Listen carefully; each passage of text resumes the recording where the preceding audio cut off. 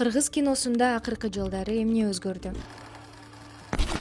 Бүгүн 17 ноябрь кыргыз киносунун күнү. Бул күн 1941-жылы Фрунзеде алгачкы киностудиянын түзүлгөнүнө байланыштуу. Кийин ал Кыргыз фильм деп аталып, студияга режиссер Төлөмүш Океевдин аты ыйгарылган. Бүгүн Кыргыз фильмде майрамдык иш-чара өтүп, кино кызматкерлерине сыйлыктар тапшырылды. Акыркы жылдардагы көрсөткүчтөр рекорддук деңгээлге жетти. 2025-жылы 70ке жакын фильм тартылып жатат. Бул рекорддук көрсөткүч. Кино рыногунун жылдык кирешеси 1,5 миллиард сомго жетти. Кыргыз фильм жана башка студиялардын бир нече тасмалары эл аралык фестивалдарда байге алып, дүйнөлүк премьераларга чыкты. Көрүүчүлөрдүн кызыгуусу өсүп, ар айда жаңы хиттер пайда болууда. Бүгүн кыргыз киносун жаш студияларда, тажрыйбалуу режиссерлор да бирдей өнүктүрүп, дүйнөлүк рынокко чыгууну көздөп жатышат. Урматтуу кесиптештер, майрамыңыздар менен.